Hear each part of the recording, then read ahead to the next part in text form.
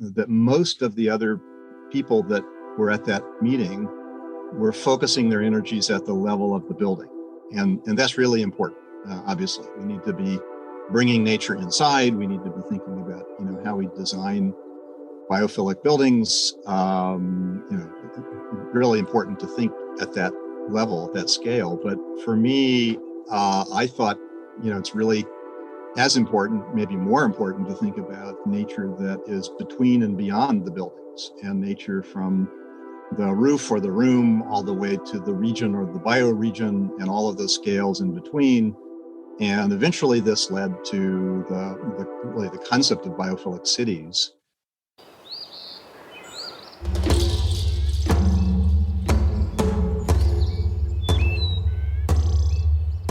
This is the Regenerative Real Estate Podcast. Revitalizing the world together.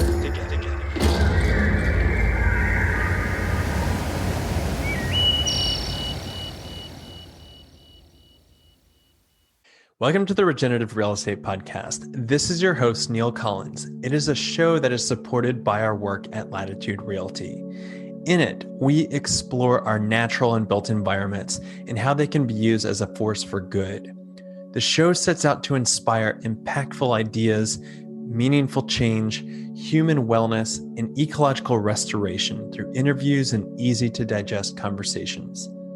Our guests range from industry leaders to iconoclasts, from both well-known figures to everyday people leading extraordinary lives. This is a show for people looking for education and inspiration on how real estate can be done differently. Hey, everybody. Welcome back to another episode of the Regenerative Real Estate Podcast. I am just really pleased to have our guest on today, Dr. Timothy Beatley.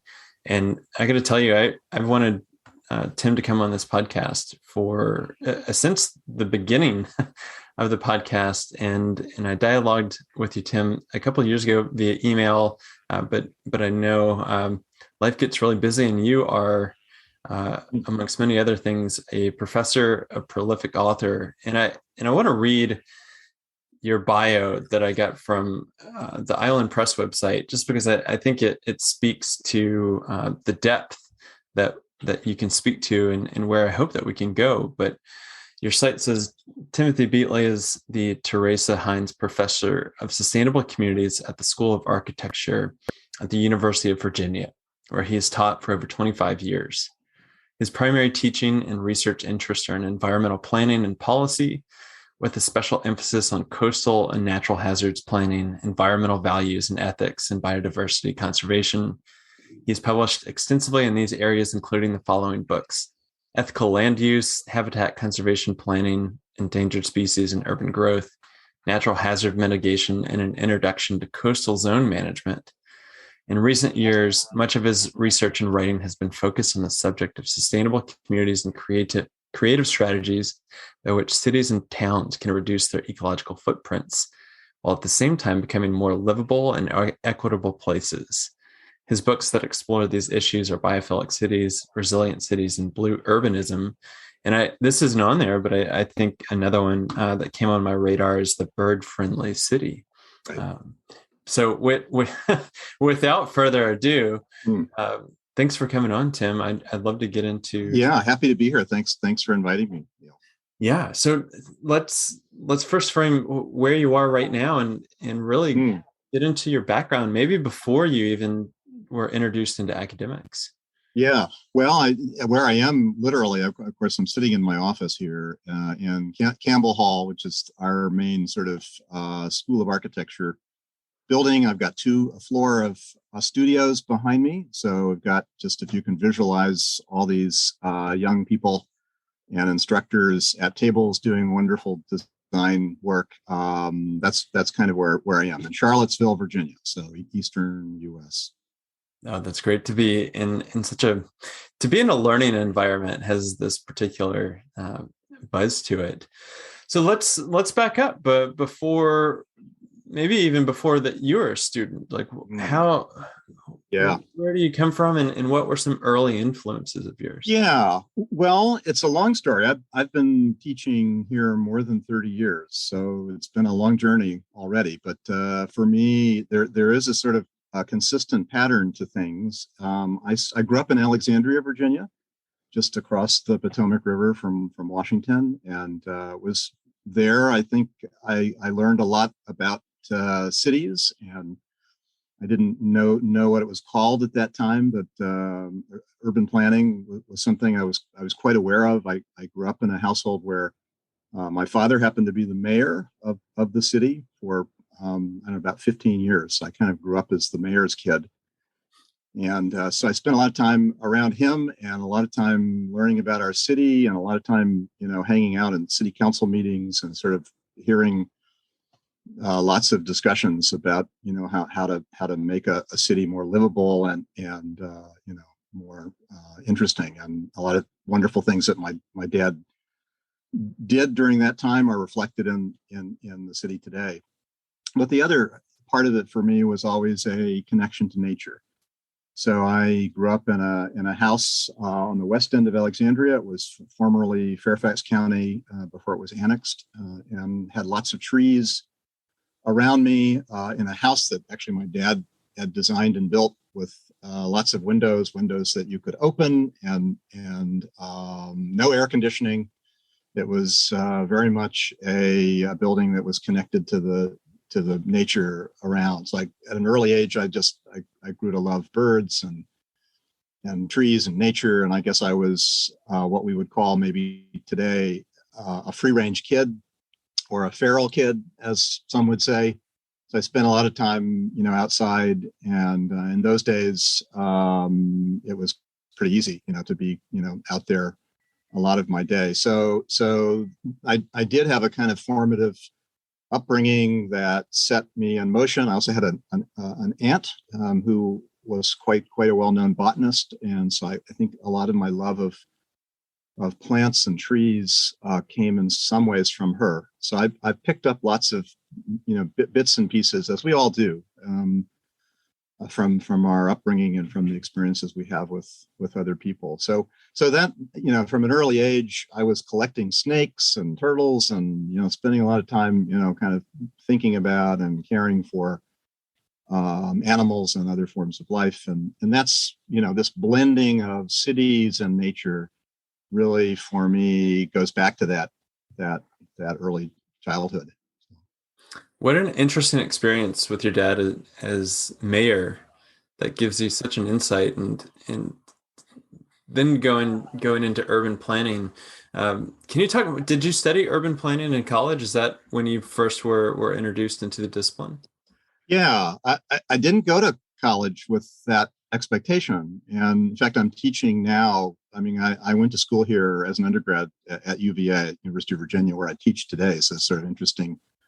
It's been essentially my first and only teaching job as I finished my PhD and was looking for teaching positions. So it has always been fun to be sort of back at this place where I was an undergraduate. And I came here like a lot of undergrad students, not precisely knowing what I wanted to study. I knew what I was interested in, and I don't know that I even knew there was a school of architecture at the time. But as kids in that age, often, we're exploring, trying to figure out what we want to do, don't quite know, take a lot of different classes, explore. This is advice I give to, new college students. Don't too early go down some pathway without exploring.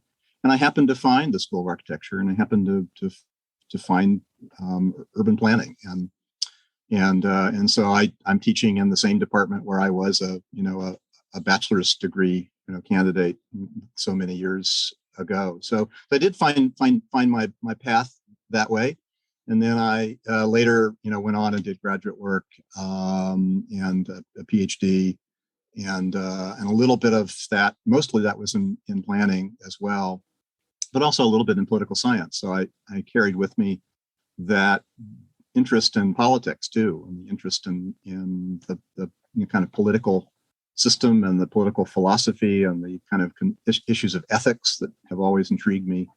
That those things have been important as well.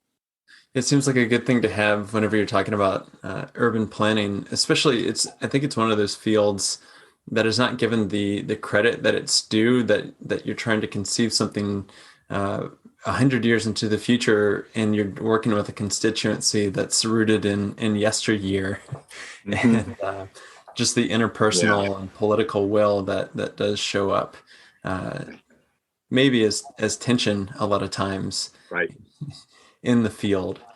Well, so Tim, let's go from you're out of college, you've got your PhD. Like, what's the thread line that carries us through to really starting to think about biophilic cities and more healthy environments on an urban scale? Sure. Well, from the beginning, again, I've had this interest in how we can live in cities and live very urban lives and take advantage of all those wonderful qualities of being in a city, but also recognizing that we need that connection to nature. That nature, I have believed before even I was aware there was a word, biophilia, that describes this innate connection we have to nature. Before I had that word in my vocabulary, I knew at a sort of deep level the importance of nature. And as human beings, we need that nature all around us. So this overlap of nature and cities has always really defined my work from graduate school on. It's taken different forms. So a lot of my work has to do with resilience. We weren't calling it that necessarily in the first years, but thinking about how nature can be part of how we adapt to hurricanes and coastal storms. And my work in graduate school focused on that. Other times it's been about ethics, and for many years I've taught an environmental ethics seminar, and so the sort of focus for a lot of my work. It's certainly moved and shifted over the years, but it's almost always had this urban and this nature sort of connection. So moving, kind of fast forwarding a few years, I have to give a lot of credit to Stephen Kellert, who was professor at Yale University for a long time in the School of Forestry there, and he became a friend and a colleague, and he began, writing about biophilia and really somebody who kind of popularized the idea of biophilic design. How is it that this innate love of nature or affiliation with nature manifests or can manifest in the design of the built environment? And so he actually invited me to participate in a conference. This was back in 2008, maybe, or 2009. And a lot of people there were, kind of exploring biophilia and biophilic design at a building scale. And we actually had Ed Wilson gave one of the talks. It was really quite a wonderful group, and it actually led to this book, Biophilic Design, that Kellert edited. And for me, it just clicked. It just seemed like this was a really powerful idea, and also it seemed to me that most of the other people that were at that meeting were focusing their energies at the level of the building, and that's really important. Obviously, we need to be bringing nature inside. We need to be thinking about how we design biophilic buildings. Really important to think at that level, at that scale. But for me, I thought it's really as important, maybe more important, to think about nature that is between and beyond the buildings, and nature from the roof or the room all the way to the region or the bioregion, and all of those scales in between. And eventually this led to the concept of biophilic cities, and this notion that we want to live in a city. Again, it is a city that has biophilic buildings, but it's a city that's much more holistic in its vision, and this idea of immersive nature. We want to live in a city where we don't just have places of nature that we go and visit, but we want to live with nature all around us, wherever we are. And so that really came out of that meeting with that Steve invited me to. And we've had some wonderful funding from organizations like the Summit Foundation in Washington, D.C., provided a very generous grant that allowed us to start to study what this idea meant or could mean, and to look around the world and sort of find, excellent examples of cities that were already doing this, maybe not calling it biophilic urbanism or biophilic cities, but so that then led to that particular grant involved 10 cities that we ended up exploring and developing relationships with. And that was the beginning of this global network. So those 10 cities became the sort of first members, the first partner cities in our Biophilic Cities network. That's the quick story of how it happened. And I think, now more than ever, we need nature. We're kind of still in this terrible pandemic. I'm ever more convinced of the importance of living in cities and aspiring to and working on cities that are, deeply natureful and provide that, that contact every day, every hour, maybe every minute in an urban environment. Well, I'm curious, the first cities that you identified, there's the original 10. What were you looking for, and was this a conscious planning that they had to keep nature within the city, or to bring nature in, or was it always there and they built around it? Well, combinations of that. I mean, it varies by city. The first thing to say is that when we started looking around, there is no perfect example. And so we found city-states like Singapore. Singapore continues to be a very active member in our network. And that was a city that we kept hearing about, and that we found literature about. And, so the 10, it's an eclectic group, but it's the 10 sort of rose to the top. And these were cities that were doing something interesting or something different. And Singapore is probably the closest to a city that's, doing not everything, but they really have put a lot of things together. And at that time, and even more today, see themselves as a city, as they even call themselves a city of nature. They for many years called themselves a garden city. And a little bit later, they changed that motto to city in a garden, which is a small but really profound difference.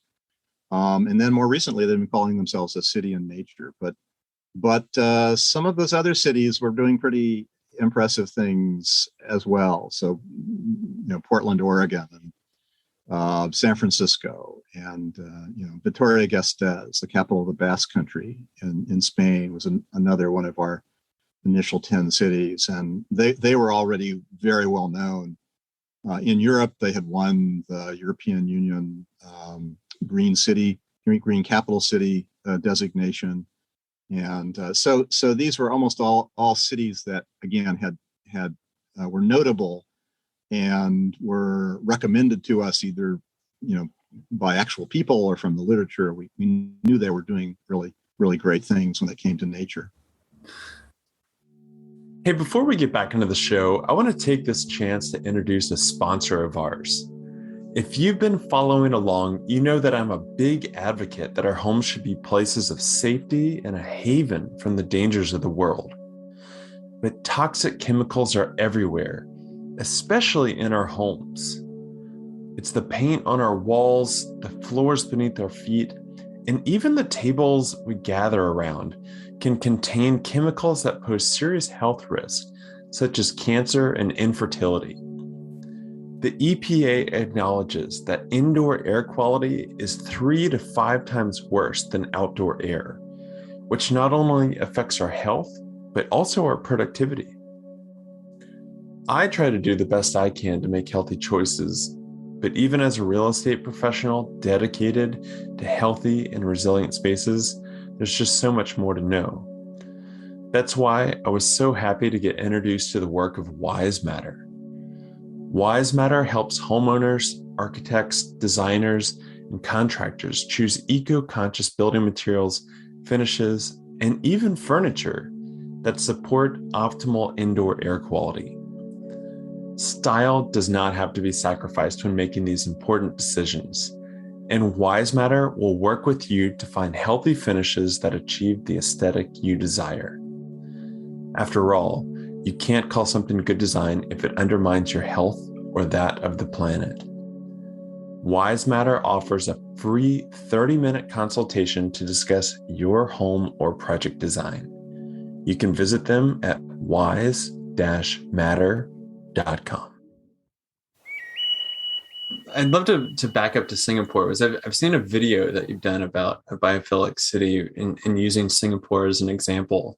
And I've had the pleasure of visiting, and you definitely feel that sense of nature. But I also know that there's this big shadow to Singapore as well, of like dredging sand from Malaysia that's the displaced communities. And like, do you find like that tension of even these cities that we put up on a pedestal, how they're growing and trying to find their way in the 21st century? Yeah, you do. I think this goes back to my interest in ethics, because I think we really have to, challenge cities to think not just about the immediate nature around them and around their residents, but that you have to increasingly recognize the duty to think about, the larger world. And so what you say about Singapore is absolutely right. There are lots of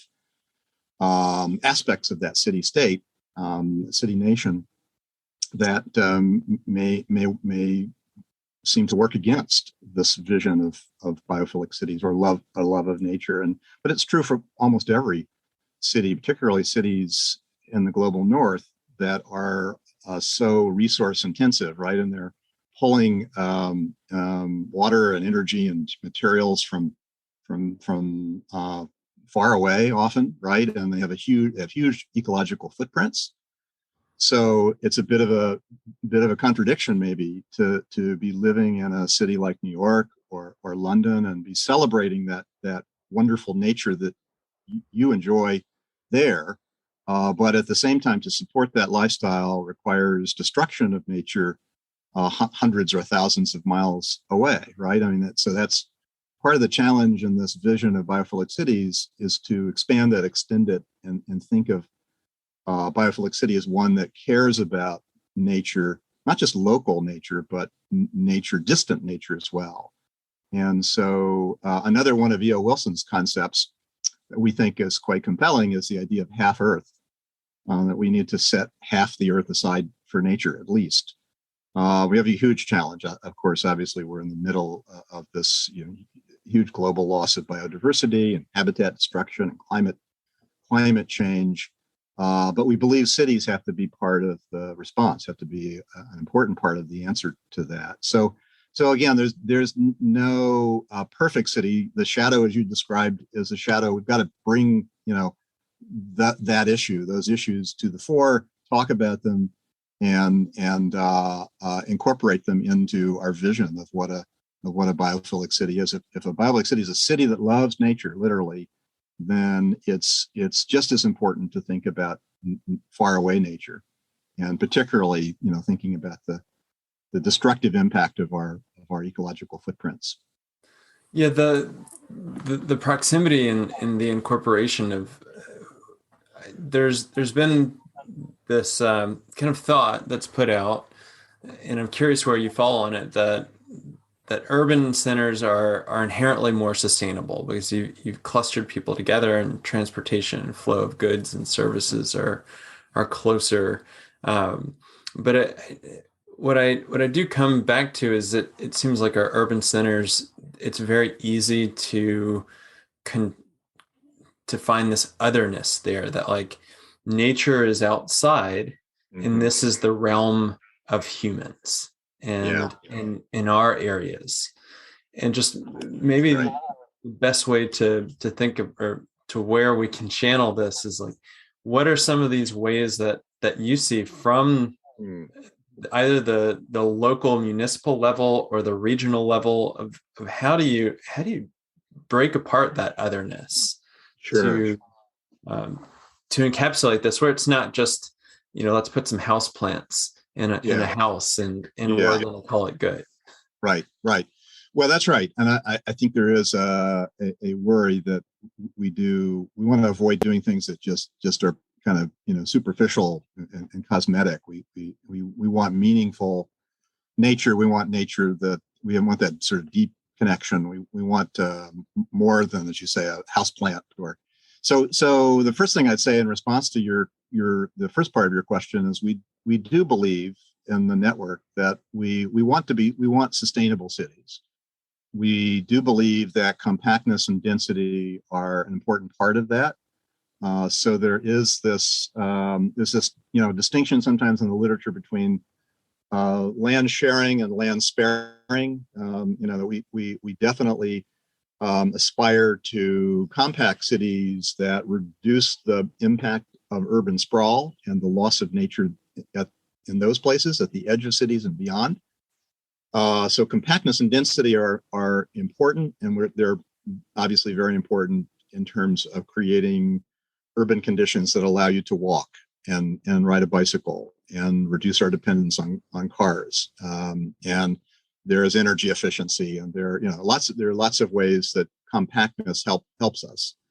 But at the same time, our vision of a biophilic city is one where there's nature all around you, and in every aspect, in every place, every dimension of that compact city. So that could, take the form of sky parks or green rooftops or living walls or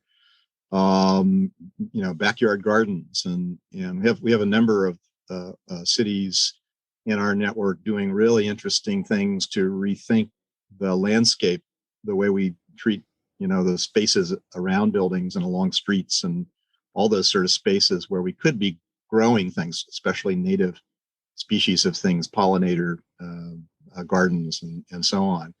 So there's no one thing to do, I think, but we have such a set of tools, right? It's such a set of rich set of ideas and techniques and design tools that we can use to incorporate nature into all of those spaces. But just as an example, one of our member cities here in Virginia is Arlington County. And Arlington just a couple of nights ago adopted a new Pentagon City sector plan, and highly recommend it. Look it up. It's a kind of a plan for what is already a pretty dense urban district, but it takes biophilia as a central organizing idea. So we want to live compactly, densely in this district, but we also want to make sure there's a lot of nature, and it's going to happen in lots of interesting ways. And one of them is this idea of green ribbons that they've developed. And the idea of green ribbons are essentially these immersive green walks that will connect the spaces in Pentagon City. And so just the idea that you could be living and working, in a very urban environment, but yet you're moving around and you've got trees and nature all around you, and it's immersive, is really a promising idea, I think. Yeah, and that's where my mind goes. Sorry for the listeners. Like I'm going about 1,000,000 miles in my head and trying to match the words to the thoughts, because it seems like with urban planning, when you are focused on the built environment, that creates the conditions in which holds our culture, where I think we all might have the values of sustainability and to walk more and to bike more, but if our environment is not conducive for that, or if we're talking about these green ribbons and there's highways and just everything that impedes that, then it's hard for the germ of this idea to really start to bloom. Right. What the theory of change that you've had, I'm curious. You've published a lot of books, but has there been a coherence of this is my thought, and how do you go out and actually start to plant this in the planning departments across the world?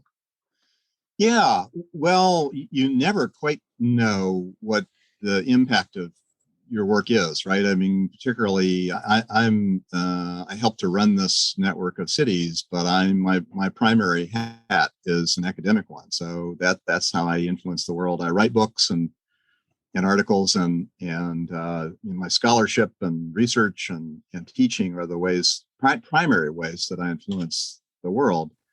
And mostly that means I have the privilege of teaching all these wonderful young people who are kind of behind me in the spaces in this building. And so, for example, I have an introduction to urban planning course every fall, and it's this last time it was 270 students. It's been as high as 350 at one point. And that's a real privilege. And I sometimes get to see, I get to hear how that's affected somebody's life later on. And I'm old enough now that I encounter former students who are out there doing a lot of the things we talked about in class, right? So the theory of change for me is a very personal one. I have this privilege of talking about and showing slides about and kind of exposing young people to these ideas, often for the first time. So, but you're never quite sure. Of those 270 students that heard me talk a lot about biophilic cities, I also do a big class in the spring called Cities in Nature. The students who hear me talk and lecture and participate in my classes, and they go off and do good work, but most of them I don't hear back from. So you're never quite sure. The work with cities is interesting because a lot of what we do is share information and share stories.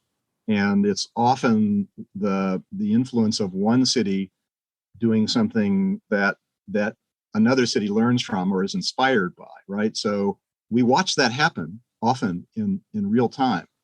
And so that's pretty cool. And so the theory of change is, it's getting folks together to talk about and help each other solve common problems. And the problems of Phoenix are a little bit different, obviously, than certainly the environment, the politics, the kinds of nature will be different from Phoenix to New York to Singapore to Victoria. But often the challenges are very similar, right? And they learn a lot from each other, and they learn about ideas and strategies and specific planning techniques, that one city's using very successfully. So that's sharing information is a lot of what we do. It doesn't sound very complex, but it's quite important, I think, and the inspiring part of it is quite important because it's so much about imagination. This is true for my students as well. If they can see it, they see that it's real, it's happened somewhere, it's possible.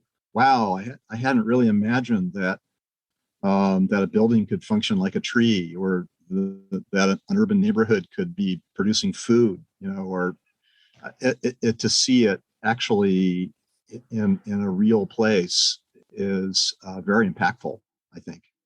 What comes up for me is a conversation that I had the other day about the difference between legacy and lineage. And as it shows up maybe in the built environment of the legacy of building a green building, but then contrasting that with the lineage of you're talking with hundreds of students a semester that can pick up that thread and then build upon that work, just as you've done with Stephen Keller and E.O. Wilson and I'm sure many others. Yeah, there's definitely a lineage there. I've learned, and I'm passing on what I learned from Steve and E.O. Wilson, of course, unfortunately passed away just recently, day after Christmas. So his ideas will carry on through a lot of us who learn from him. So yeah, and so it goes, right? and so it goes. Yeah. The other thing I might mention, you said you'd seen the Singapore film, and one of the ways that we bring about change, I think, is through these short films that we make. The one you saw, the Singapore film, was the longer sort of 45-minute film, but we've been making a lot of short films, sort of 5 to 7 or 8 minute films, and several of them about very innovative bird conservation stories. By the way, you mentioned the Bird Friendly City book. And these are all, by the way, available to watch. I'd love for your listeners to go and find us at biophiliccities.org. There's a documentary film page there, and so you can watch a lot of those. But there seems to be this sort of sweet spot, 5, 6, 7, or 8 minutes, where folks are willing to watch and hear a story and then be inspired by it, and to watch it, to see it, to visualize it is really powerful. And I think that if we're talking about theory of change, introducing digestible stories that are shareable, that can certainly impact culture, is such a great way to do it. And well, Tim, from here, I want to go into two different directions. Was I think we see these pictures of these utopian urbanscapes that's very green, but you also wrote a book called Blue Urbanism. And I want to touch on that because it's also really easy to forget that 70% of the world is ocean and not terrestrial. Right. And like how cities are starting to really think about this out, because you throw in climate change and sea level rise, and it's now this like cauldron of kind of craziness of where are you taking blue urbanism? Yeah, well, it grows really from that insight, not a profound insight necessarily, but that we are on the blue planet, right? I think at the time, right, kind of prior to writing that book, I had been reading a lot of Sylvia Earle and people like that, who there are a whole lot of wonderful people who've spent their lives trying to educate us about this blue planet, this marine world that we live in. But the reality, the psychology of it, of course, is that it's, for a lot of us, it's something that's out of sight, out of mind. It's sort of distant, even though it isn't far away, right? We've got all these coastal cities, whether it's New York or Los Angeles, with remarkable marine biodiversity and marine habitat that's just a few hundred feet away from a dense city. So that was the basic insight, that we live on the blue planet, and we also live on increasingly we're living on the urban planet, the planet of cities. But yet, in my world of urban planning, those things don't really overlap much. You're not really thinking about coastal cities as connected to oceans. Yes, we're worried about sea level rise and coastal flooding, and there are aspects of danger connected with that water. But I don't think that we for the most part haven't embraced the sort of fullness of the marine context in which a lot of cities lie. So that's the essence of the idea. And a blue city, a city that we actually have a documentary film called Ocean Cities. So we're sometimes calling this idea ocean cities. It's a version of a biophilic city, right? It's about beginning to understand this marine habitat around us and look for ways to connect with it, to celebrate it, to protect it, right? So we have a lot of wonderful, stories, emerging stories of cities that are creating marine parks and marine protected areas. Plymouth in the UK, we've been communicating with them. We're hoping they will join our network soon. They are the UK's so-called ocean city, actually.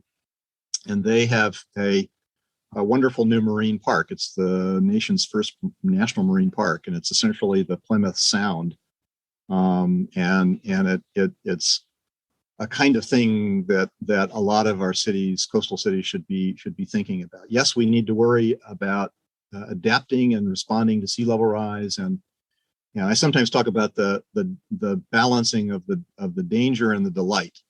We know there are lots of dangers connected with living in close proximity to water and on that marine edge, but there are so many delights as well, and so much of what we know about biophilia is about water, right? It's about that being drawn to water, being drawn to that edge, and we get so much, positive benefit from that. So that's essentially it. But you could think about what the agenda has many implications for just about everything that we do in a city. How we design parks, how we think about the shoreline edge. We've got cities in our network like Wellington, New Zealand, thinking about, they've got an extensive green belt system, and they've been talking about expanding it to include a blue belt. So you have this sort of idea of a city embedded in a kind of integrated green and blue network. That's really quite exciting. Has a lot of implications for how we design buildings, even, the Oslo opera house that slopes into the water of the Oslo fjord. I think we do need to kind of rethink everything about a coastal city, and finding really creative ways to connect us viscerally, emotionally, with the remarkable underwater world, right, that's all around us, and the really remarkable biodiversity that we find in marine habitats. So it's exciting in a way. It's expanding for a lot of these cities. The agenda is really expanding what nature is, right? It's we're thinking about birds, not as much as maybe we should be, birds and trees and things in the terrestrial world, but we're not thinking so much. Occasionally, we're excited in cities like New York, where the humpback whales have come back to the waters of New York, and to see something emerge from that marine world is exciting, but we've got to even go beyond that. Before we get back into this episode, I want to do a quick interruption to highlight the work that makes this podcast possible. The heartbeat of regenerative real estate is the incredible people that are focused on redefining our culture's relationship to place. From Latitude's growing ecosystem of mission-aligned businesses and organizations, to our community of real estate professionals that are best described as change agents, the work we are doing at Latitude is focused on transforming the built and natural environments so that people and planet can thrive together. Here's a short message from Latitude change agent Izumi Tanaka out of Southern California. I was trying so hard to build my real estate business as a green real estate expert for a couple of years. And I remember the first meeting I came to Latitude, Daniel was talking about how he's been banging his head on the wall. And I just said, it's exactly how I felt. But the first aha moment was the moment I saw the website. That was the aha moment. And then from that point on, it's like, because what I saw was, this is exactly what I've been trying to build, wanting to build by myself. And there's a whole group of people who are trying to do the same thing. And I was like, I'm in. I mean, there was no doubt in my mind in that first moment. You mentioned Sylvia Earle, and I'm glad you brought that up, because another name that we can include in there from just a great female figure is Rachel Carson, and you've written Yes. a book about birds, and as she was popularized through Silent Spring, but she also has a great book about the ocean. I can't remember the name of it off the top of my head, but I'll certainly drop it in There was the the sea around us. That was one of them. I That's remember. Yeah. yeah. But I you was wrote a working lot in about marine and water environments, definitely. I was working in the Maldives, reading that book, Mm.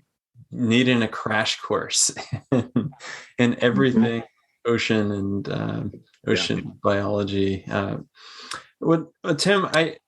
I want to ask you a question. I've always toyed with asking everybody this, but you seem to be in a particular vantage point to see this body of work really, I think, deepen quickly. If you look at a couple decades as being a pretty quick time, Mm. but you're also at that intersection of understanding the environmental sciences and just like the real doom and gloom Mm. out there, Yeah. if you're paying attention. But I'm curious where on the scale of hope you, you would Yeah. really put things right now. Yeah, it's a difficult question.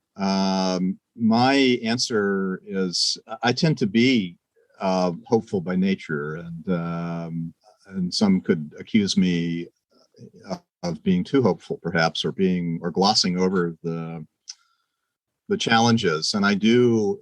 My presentations and my teaching tend to emphasize the positive things that we can do, have done, wonderful things that cities are doing.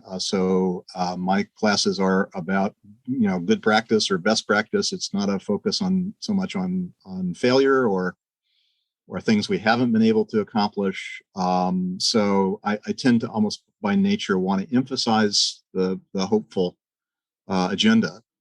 But I do realize that we face some pretty daunting challenges, and climate change is one of them. And it doesn't seem like we're rising to the occasion, and it doesn't seem that it seems almost as though as a species we can't effectively respond to it. I'm still hopeful that we will. So I don't know what the answer is, except that we've got to keep working. We've got to. And my view is that we have an opportunity for cities to have a bigger role in solving these problems and addressing these challenges, and so I'm going to keep working on that. And I do think that again, going back to the pandemic, there's another thing that we might challenge how hopeful we can be. Right, this is a pretty um, a really challenging time for a lot of us, and we understandably, a lot of us are feeling dire and feeling the huge mental health crisis. So I think nature is part of what we need to circle back around and appreciate and connect with and care for. So a lot of the things I been doing actually a lot of presentations recently to bird clubs around the country. And this, as you mentioned, the Bird Friendly City book is the most recent book. So I'm still kind of in a book promotion mode. And it's been really interesting to interact with them. I think I did one last week. It seems like every couple of weeks I do one. And this is possible with Zoom, in a way maybe it wouldn't have been before. But I get a lot of hope from that. And I had a question the other day, which was a good one, which was, if we love birds, um, isn't that a point of entry for addressing climate change? And I mean, it's a good point. And so, and actually, I had an interview some years ago with someone who, well, actually, an interview with an ecologist who liked to talk about how birds, if you do everything for birds, then everything else will take care of itself. And this is essentially we got a good story in Fast Company about the book, and basically making with the headline, what's good for for birds is good for us, or something like that. And I think it's a really good point. So let's use that love of birds and do what we can. That means we need to think about protecting trees and planting more trees and thinking about making cities bird friendly. And that means thinking about glass. We have a terrible problem with most glass that is not bird safe. It's birds don't see that glass in the same way we do. It's a huge level of mortality that comes about. Upwards of 1 billion birds a year are killed from striking glass and building facades. So if we make glass bird friendly, it turns out that makes buildings more energy efficient, right? So buildings like the Jacob Javits Center in New York have dramatically reduced the number of the percentage of birds that strike and are killed, but also reduces the carbon emissions and the energy consumption. So I think that we can tie together this love of nature with many of the things that we need to do to address things like climate change. And so maybe that thing that seems abstract to us, parts per million of carbon in the atmosphere, why big deal? It's 400 and something now. What's the it's very abstract, but if that means that you won't see or hear your favorite birds, then maybe there's cause for hope there, that we will hopefully stand up for those things that we love and care about. Oh, I love that. I cannot wait to dig into that book, and we'll link these books in our show notes. Great. I just think of the glass skyline of Vancouver, BC. Just tremble and thought of the destruction there. Because you're a prolific writer here, Tim, and to send us out with one last question, what's next? Which book do you see in your future? Wow. Gosh. Well, I've got a couple that I'm working on. I always have something in progress. And we are trying to write a book about the ways that cities are helping people connect to nature during the pandemic. I mean, I think that's maybe one thing I would mention. We still have a lot of work to do on it, but that book is about stories. We have a lot of cities in our network that have taken really interesting actions during the height of the pandemic to make it easier, to visit parks. Portland, Oregon, in Forest Park, moving people through and making the park kind of unidirectional to maximize the number of people who could move through it, or San Francisco creating a whole network of slow streets. And many of them will continue to be car free or car limited, after the pandemic is over.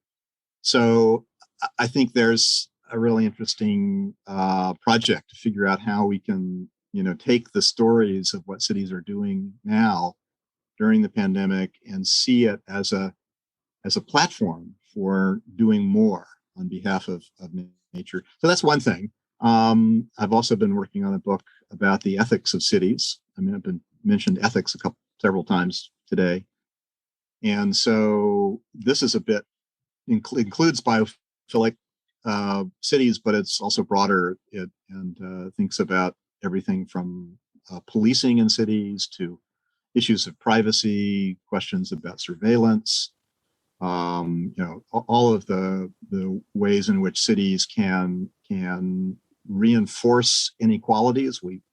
All those sort of problems going back to longstanding racism, systemic racism, redlining, things like that. So I'm working on a book about that. Will be sort of a primer, an ethics primer for anyone working in a city, a mayor, a city councilor, a planning commissioner, that kind of thing. We don't really have there's not really a book out there like this yet. Wow.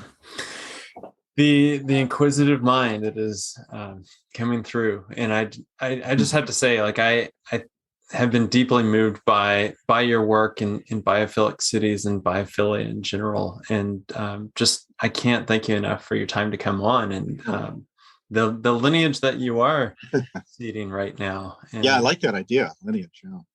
Yeah. Well, thank you for inviting me. Happy to be here. And again, I hope some of your listeners can find us and find biophilic cities. And if a listener is in a city that would like to join or like to participate, we'd love to hear from you. Okay, everyone, that is a wrap. Thank you so much for tuning in to another great episode. If you're not already a subscriber, please do so wherever you get your podcast. You can create good karma by leaving a review on Apple Podcast or sharing this show with your friends. If you're looking for ways to get more involved in the regenerative real estate movement, then you are in luck. We have a Facebook community conveniently called Regenerative Real Estate that you can join and be a co-creator with us on this journey.